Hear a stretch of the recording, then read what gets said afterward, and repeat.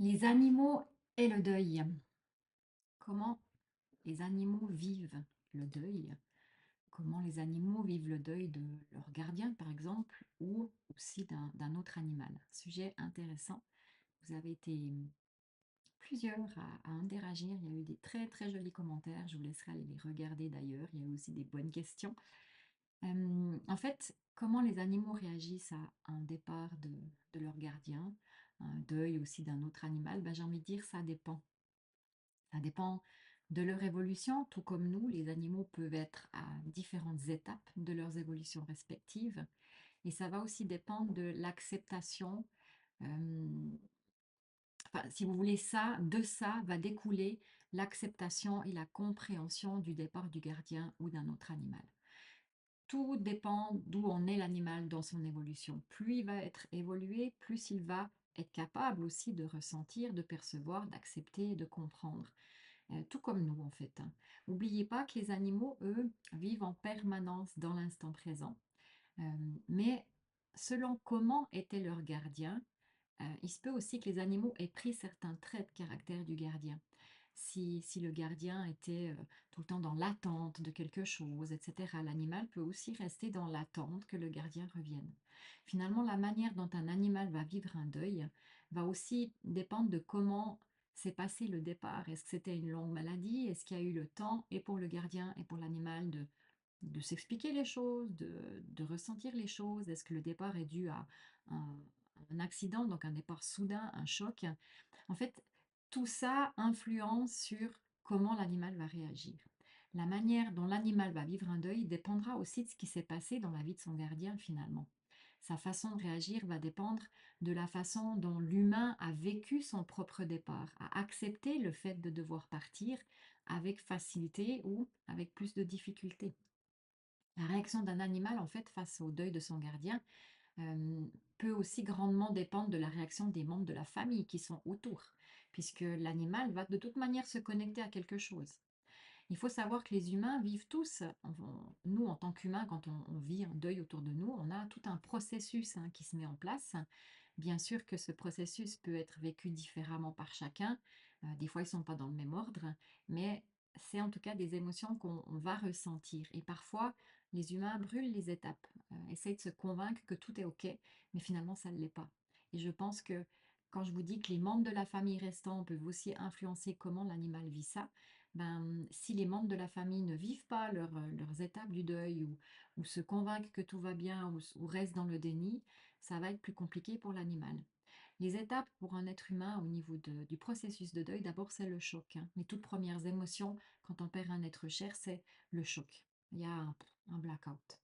Après, on a tous des manières différentes de vivre le choc. Donc imaginez pour un animal qui reste, qui a sa famille autour qui est en choc, ok, il y a déjà un processus, l'animal va comprendre. Ensuite, il y a le déni. C'est un mécanisme de défense qui va refuser de croire à cette information que l'être n'est plus là. Il y a aussi des animaux qui finalement attendent tout le temps au pas de la porte que leur gardien rentre, etc. Ils peuvent aussi vivre un certain processus comme ça. Il y a aussi la colère qui fait partie de nos processus.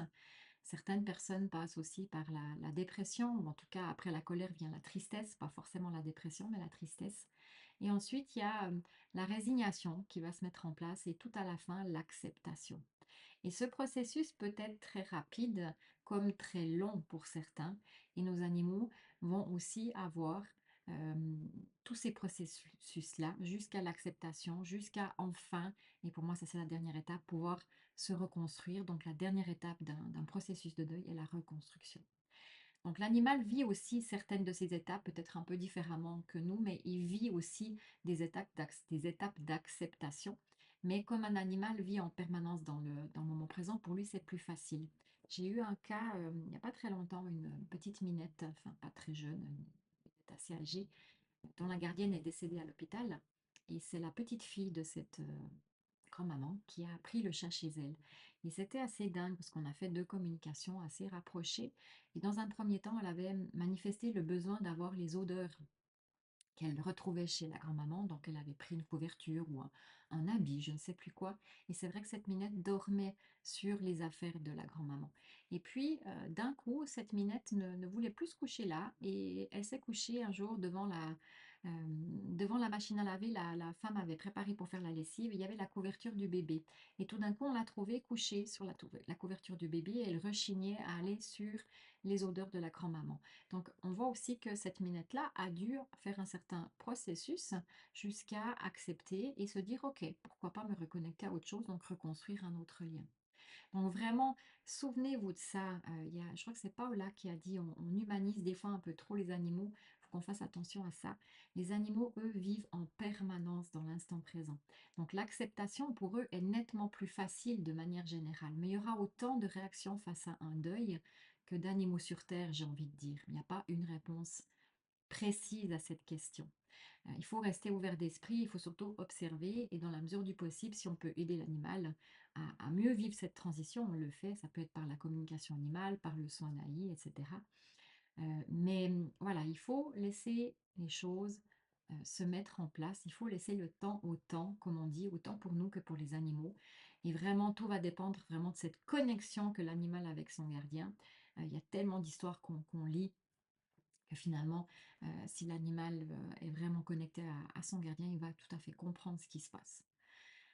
Quant aux différentes questions que vous avez posées sur le sujet, alors j'ai pas réponse à tout, hein, encore une fois, ce que je vous explique découle toujours de mes expériences, de mon vécu, mais je ne détiendrai jamais la vérité, donc prenez ce qui vous parle. Il y a quelqu'un qui a demandé est-ce que l'animal comprend si son gardien décède loin de lui? Ben, comme je disais avant, ça dépend vraiment du lien qu'ils entretenaient ensemble. Ça va aussi dépendre de comment le gardien a vécu ce départ. Et tout comme nous, les animaux, ils n'ont pas leur ressenti développé de la même manière. Hein, nous, on est 36 000 humains dans une pièce, il y en a 36 000 qui vont avoir un autre ressenti sur certains sujets. Les animaux, c'est pareil, ils n'ont pas tous les mêmes ressentis. Il y a quelqu'un qui a demandé est-ce que l'animal pourrait quitter son corps actuel pour aller se réincarner auprès de son gardien dans une future autre vie sur Terre? J'ai envie de vous dire, tout est possible, mais selon moi, d'après ce que je vis ou ce que j'ai entendu ou ressenti en soins ou en com, ça, ce sont des cas rares. Mais c'est vrai que certains animaux, par contre, peuvent se laisser aller après le départ de leur animal. On a vu des histoires hein, où les animaux se sont laissés mourir, sans doute parce qu'ils n'avaient pas d'autre mission sur cette terre à l'instant T.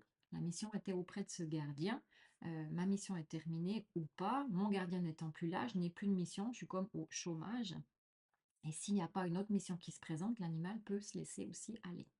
On entend beaucoup d'histoires d'animaux qui ont des réactions après le départ de leur gardien et plein d'histoires sont différentes et pour moi toutes sont justes, il n'y en a pas une qui est fausse. Finalement, il y aura autant de situations, autant de réactions que de situations. Tout sera toujours juste. Donc, ils n'ont pas la même manière que nous de voir les choses, de ressentir les choses. Certaines étapes du processus du deuil se ressemblent certainement.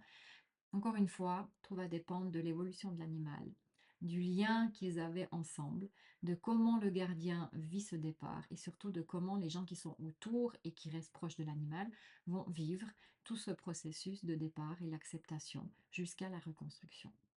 Voilà pour ce sujet, j'espère que ça donne certaines lanternes et puis on se retrouvera prochainement pour un autre sujet dont je n'ai encore pas choisi le titre.